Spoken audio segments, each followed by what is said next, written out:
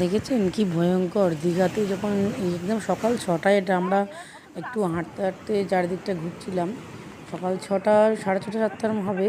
তো তখন দেখুন জলের কীরমভাবে জোর। তখন জলে মানে জোয়ারটা কত বেড়েছে। সত্যি আমাদের তো দেখেই ভয় লাগছে, আমাদের জলে নামবার সাহসই পাইনি আমরা।